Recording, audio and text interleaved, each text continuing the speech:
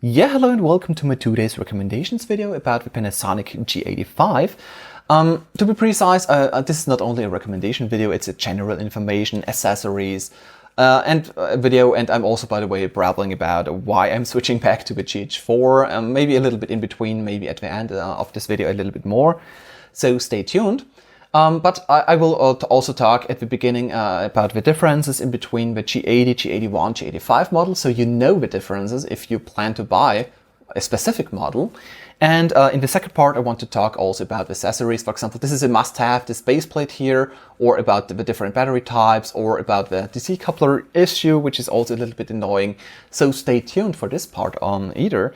And at least watch until this base plate, because it's really a must-have, because otherwise the camera is, for me personally at least, not really usable. But let's start first with the differences in between the models. By the way, you can also use the timestamps to jump directly to the accessories part, which I put as always in the description, and you should also see now timestamps at the bottom. So yeah, the differences in between the models are only software, by the way. For example, the G80, G81 European models are coming with the 30-minute text limitation in video recording, which is quite annoying. I mean, you can still use the external an external video recorder like a Ninja Blade or a Ninja Assassin or whatever, a Pix-E recorder, whatever, to get over 30 minutes. But the huge advantage of the G85, for example, in comparison, is there is no time limit according video recording body internally. And this is not the case with the European model. So this is, by the way, the first point why I'm switching back to the GH4R without the time limit, because I don't want to use all the time an external recorder to get over 30 minutes. And I need to record over 30 minutes quite a lot. Okay, this is the first point and the first difference in between the G80, G81 and G85. By the way, there's also another difference. The NTSC models, the G85, is not coming with 25 and 50p modes. The PAL model is coming with those modes. And by the way, this is a G80 from the UK. In Central Europe, you only get the G81. The G80, aka G81, are coming with all modes, 24, 25, 30, 50 and 60p. So overall, it's a more universal camera, but the time limit is destroying everything again. And yeah, I don't know why Panasonic removed the 25 and 50p modes on the NTSC models, but they are not there, so be aware.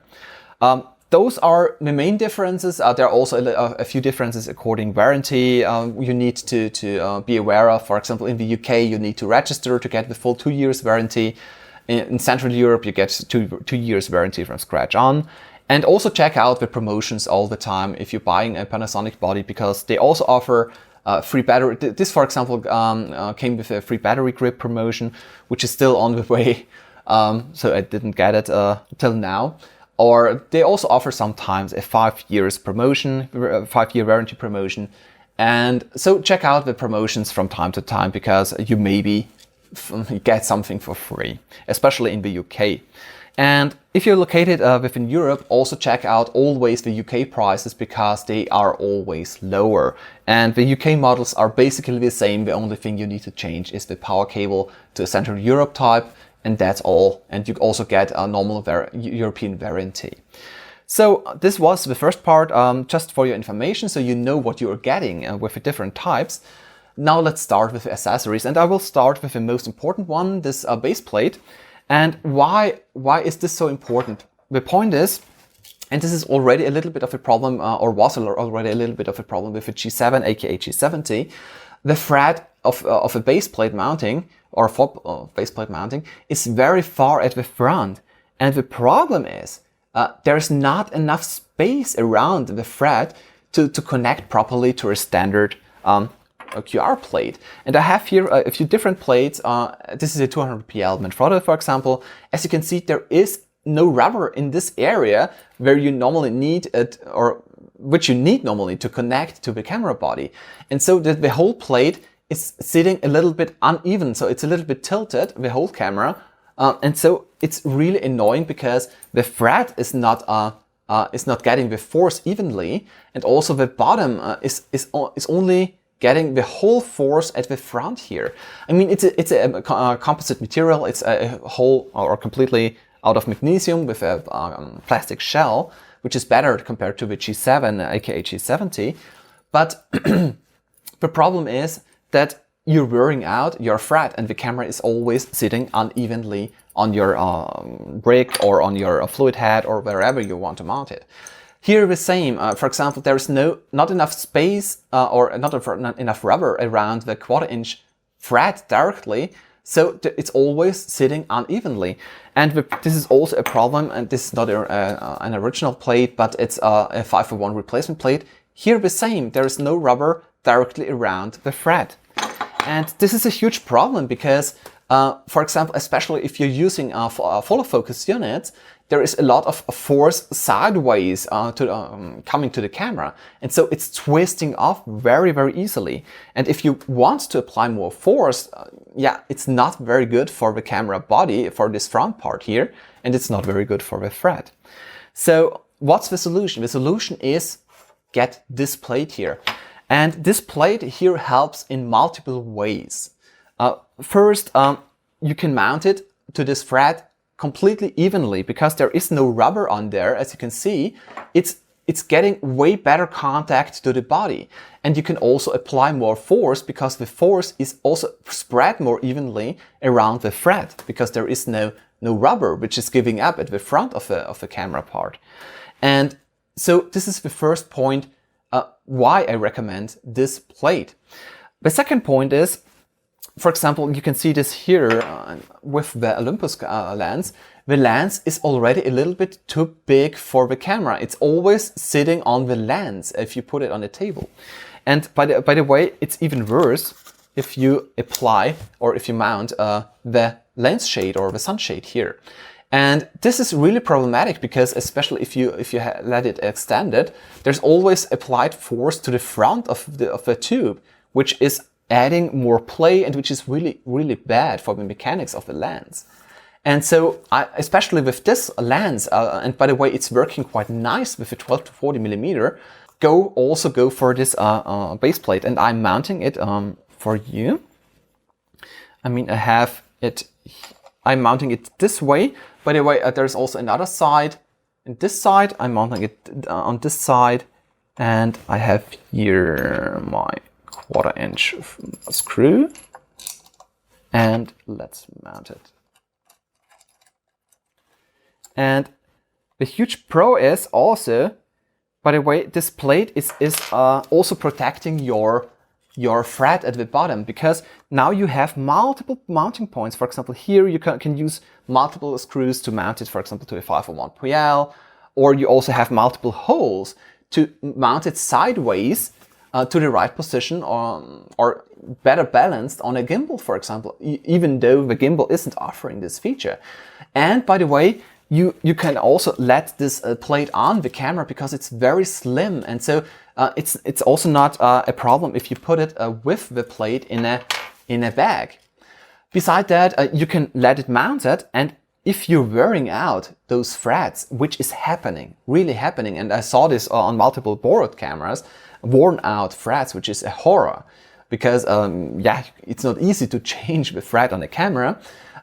By the way, if you're wearing out those threads, it's not a problem. Change this plate. Normally this plate is designed to be used with Arco Swiss plates, but it's also working really nice here. And two nice side effects. Normally the camera is tipping to the front very easily if there's a heavy lens at the front, but this is not the case here. As you can see, it's now also standing only on the plate. And by the way, it's even standing. I think it's also standing. If you're, yeah, it's on the edge, but there is absolutely no force anymore applied to the front of the lens. At least if you're not extending it completely. And this is the 12 to 40 Olympus lens, by the way. Another side effect, which is also quite nice, you can see here at the back there is a little bit of a part, yeah, extending to at the back, and it's kind of a protection for the LCD screen, because this is normally yeah, not in an Achilles heel, but it's quite critical according if you're dropping the camera, that it's breaking the display, or for example, if you're transporting it and there's a lot of force at the back, that the display is also damaged. And this is also protecting a little bit the display at the back, as you can see, which is really, really nice. And because of the multiple points, you're also way more flexible. By the way, I would recommend this plate in general, because you can also use it with other accessories. You can also use it with other cameras. For example, also a huge problem is the RX10 series, because they have the thread very far at the back, somewhere in this range here. Okay, in this range, under this plate now. And yeah, the problem is you also need such a plate, because otherwise it's not possible to mount it really tight on any tripod head, on any rig system, and so you also need the plate. One huge drawback, and I didn't modify my plate here because I'm selling this body again, that battery isn't opening up anymore. But it's only 1 millimeter, so you just need a multi-tool Dremel or such a $10 tool or so, and if you don't have one, get one. I mean, it's $10 or $20 maybe if you get a cheaper one. I got mine for 15 or so, I think. You need to remove here, I think 1 millimeter or so, and then it's opening up. And I think if you really want to use this camera more often, I would recommend to modify it. And it's maybe taking half an hour or an hour or so. But yeah, then it should work flawlessly, because it's really on the edge to not going, to not opening, and yeah. So this is a little bit of a drawback with this plate, but all the pros are worth a lot. I mean, it's making the whole camera usable. And by the way, this is also not only important for video usage, it's also important for stills usage, because I mean, the front thread is not really a good point to mount it on a tripod, on a normal ball head or on a geared head or so either. By the way, it's also helping to balance out the camera better, because you can mount, for example, such a non-sliding plate with a fluid head or with a normal head more to the back, more to the front. And especially with a heavier lens, it's nice to have this front mounting point, this point here, because it's also more balanced on the head. And this is, for example, also important if you're using a smaller video head, which isn't equipped with a sliding plate, like the Manfrotto 128RC, for example. Okay, I'm letting it on there, or not. I'm not letting it on there because I need to show you the DC coupler later. Another hint, if you're ordering something from Small Rig, I also recommend order this also. This is the 1713 pack. I mean, those washers are not included normally, but those are replacement 1/4-inch screws, and you need them for many accessories from Small Rig and from other companies.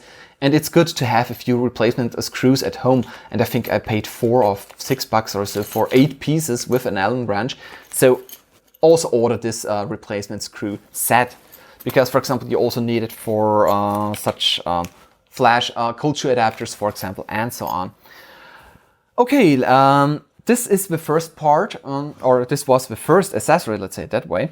Let's get to the batteries. And you can see here, it's really just 1 millimeter, so it's not opening up. You need to remove from the plate, and it's opening up that way. This is the original battery, and I have also 3 replacement batteries lying here. I have the Patona Premium, which is really good quality. I have the EX Pro, also really good quality. But this is the DSTE, and I cannot recommend, and I don't want to recommend the DSTE. They are the cheapest ones. This is $12, $18 for the EX Pro, and 19 or 20 for the Patona. I got all those from Amazon. Also, again, the links in the description. If you want to buy them, please use those links.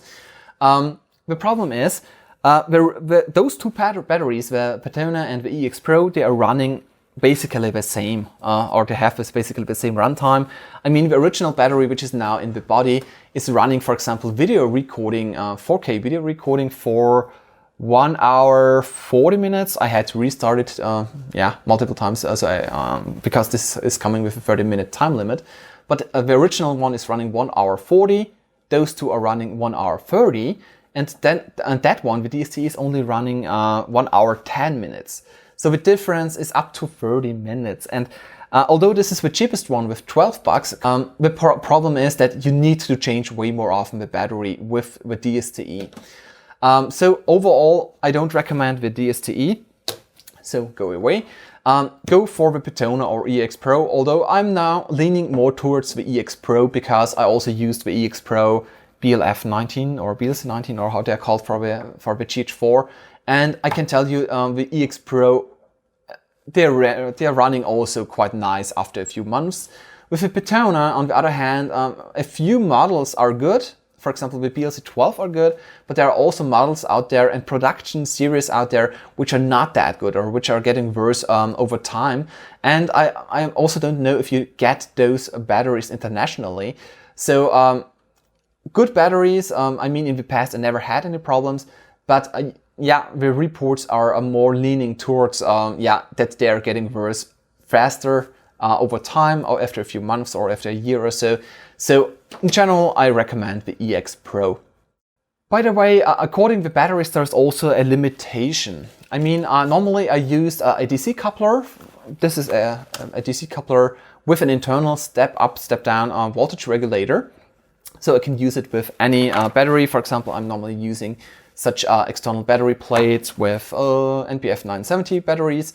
So you get a very nice runtime normally with such a coupler, up to 10 hours, 11 hours. For example, I ran multiple times with my GH2s with this coupler, and I have this now since my GH2s.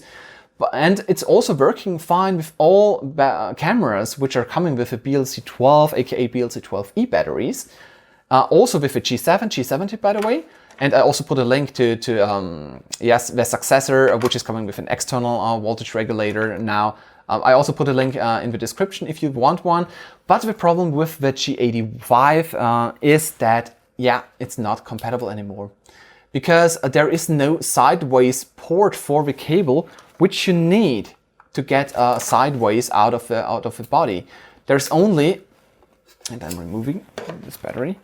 As you can see here, normally at this point here, there was always a groove, a plastic groove, a rubber groove, which you could remove, put it in, close it, and then use it use it with external batteries. But the problem is here, there is no groove anymore. There's only one hole at the bottom. And this is maybe working with the original DC coupler or with the original accessory from Panasonic, but it's not working anymore with all the different couplers which you get out there on the market. And you get this through this small DC cable. This is a 2.1 with an adapter to 2.5, by the way, to get to the standard plates or to connect it to the standard plates. You get this through, but the cable is still not able to get out of the body. And so, yeah, search for a special GH85, GH80, GH5, yeah. Sorry, G85, G80, and G81 DC coupler, which is really compatible to this hole here, because the standard couplers are not working. And this is a little bit annoying, especially if you have the DC coupler lying around already. But yeah, I mean, what should you do? So those were the accessories I really recommend. I mean, I also have, by the way, and I forgot it nearly, I also have the video micro here. This is a really important accessory too, because you always hear a little bit of the stabilizer, and also the Olympus lens makes a little bit of noise because it's always adjusting the iris position as soon as you're zooming, which is, by the way, also controlled way more precise compared to the 12 to 35. So it's a really good lens also if you want to use a follow focus, because it's also equipped with a dampened hard stop manual focus ring, and it's working like a charm together with a stabilizer. But because it's also making a noise and the stabilizer is making a noise, you cannot really use internal audio recording. So get this video micro. I also make a video about it separately because I also modified it a little bit, which is necessary.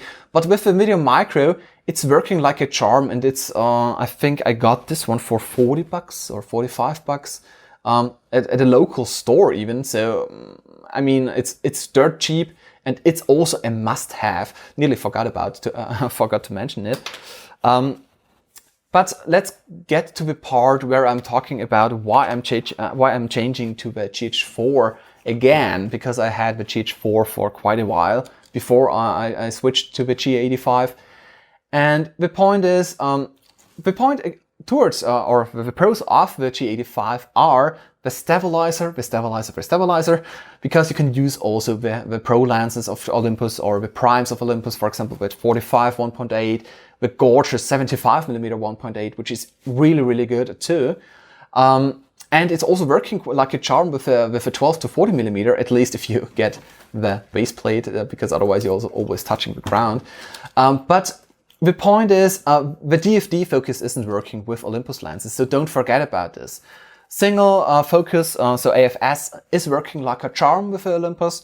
AFC and a constant autofocus in video mode is working better with Panasonic glass. So yeah, for video I recommend to use, for example, and to get, for example, the 12 to 60 kit of a G85 and use the 12 to 60 for video work, because at least if you need autofocus, because it's working better.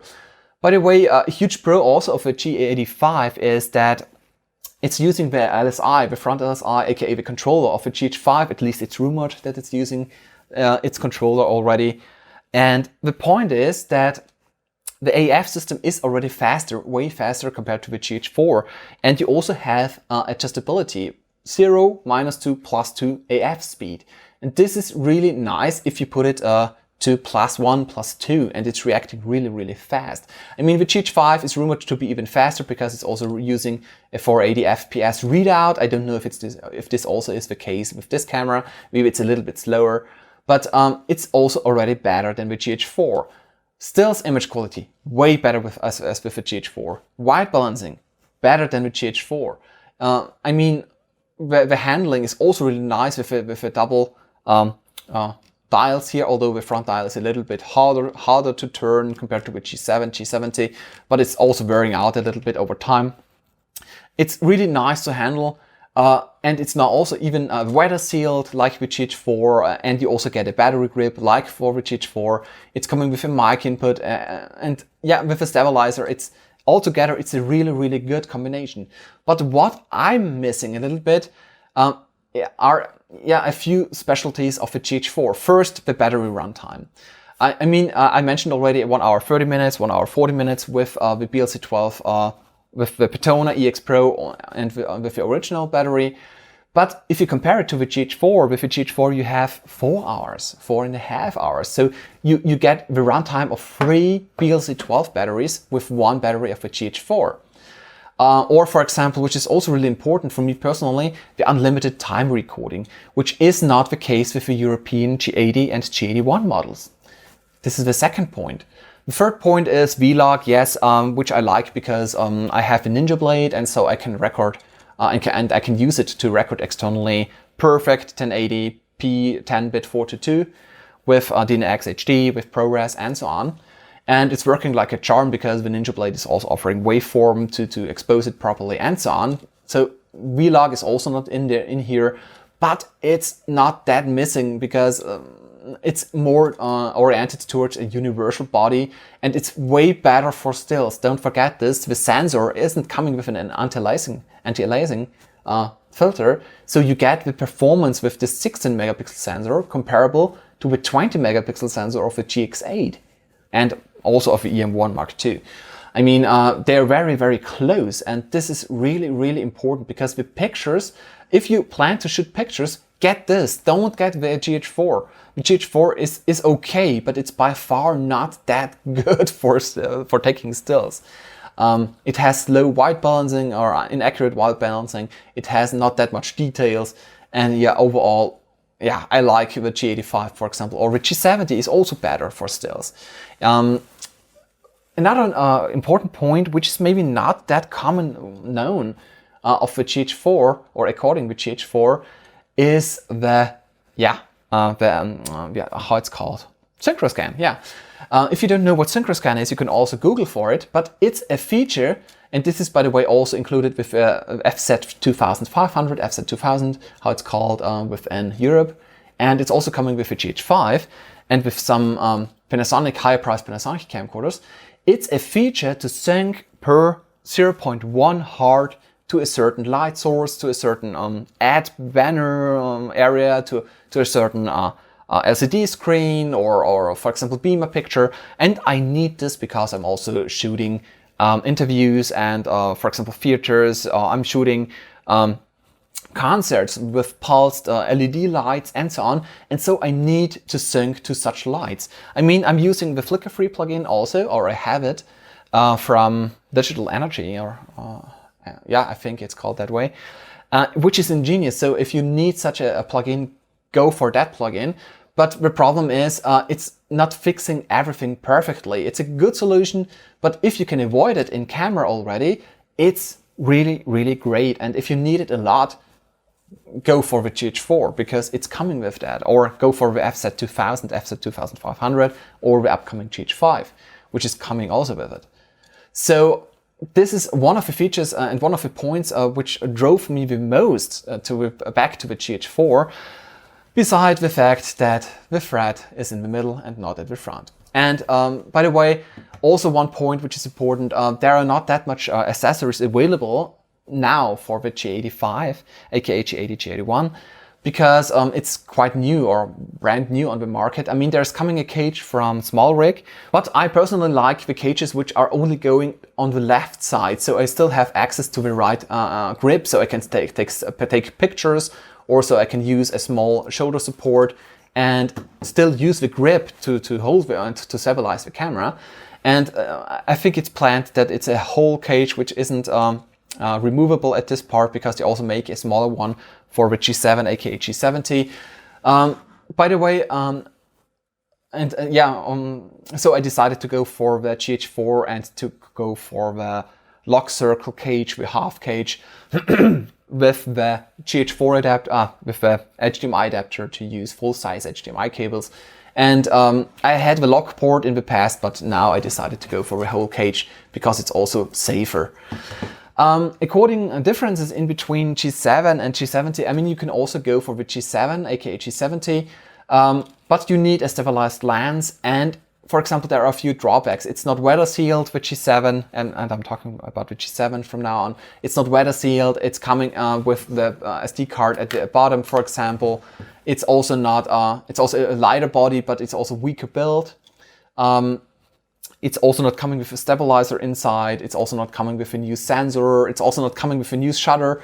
By the way, this is also quite important. The G85 is coming with a new shutter mechanism, which is avoiding shutter shock. So this was a problem in the past, that at certain shutter speeds, you had a shaky or blurry image, let's say it that way. This is also not the case anymore. And it's really, really, really silent. I mean, I have it on mechanical. This is the mechanical shutter speed. I mean, this was very close to my microphone, and as you could hear or heard a few seconds ago, it's really, really silent. So for taking stills, go for this if you want to start vlogging, and if you're not walking always with your camera in the hand, maybe also check out the G7, aka G70. By the way, according to Moray, I nearly forgot, the G85 also has a little bit more Moray because there's no anti-aliasing filter on the sensor, but it's not that much worse compared to the G7. It's okay, but keep in mind that, for example, if you're shooting LCD screens like I do if I'm reviewing stuff, for example, or if I'm interviewing someone in front of a screen or so, or if you interview people with a lot of fine details, for example, with suits, which are very fine structured very often, or if you have anything with very fine structure very often in your picture, I would also avoid the G85, because there the GH4, especially in vlog mode is way better, and it's nearly Moray free, especially if you're using vlog with an external recorder, which is downscaling automatically, like Ninja Blade. So this is also important to know. The G7, aka G70, is somewhere in between the G85 and the GH4. So it's also kind of a middle way. If you want to start, maybe also check out, check out the G7, aka G70 with a 12 to 60mm. It's also really, really good. And by the way, with the G7, aka G70, also the C couplers are working again, the old ones, because it has a side rubber part to remove for the cable. Sorry about the very long babbling, but I hope I talked and showed you everything which is important, and that you know now about the cons and the limitations, and you know about the pros of this camera, because it's a really, really good and universal performer, I have to say. And I will really miss it. But yeah, it has to go for a GH4 because I need to shoot green screen the next time. And so I need the 4 to 210-bit output again.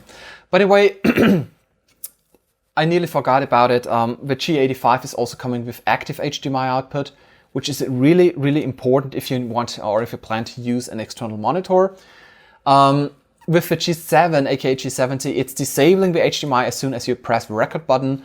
You can use the G7 with an external recorder. It's working fine. I tried it with my Ninja Blade, but you cannot use an external screen while recording internally. With the G7, with the G85, it's working like on the GH4. So also a pro for the G85. But if you're starting without a monitor, it's not that important because all cameras, also G85, GH4 and G7 are coming with a fully articulating screen. So it's not that of a problem. Okay, that's it, more or less. If you have any questions, don't hesitate to ask. I hope it wasn't that long or that many people are sleeping for now. Use the links in the description, so I maybe get a few cents or so through affiliate links. And yeah, that's it. Thanks for watching. Bye.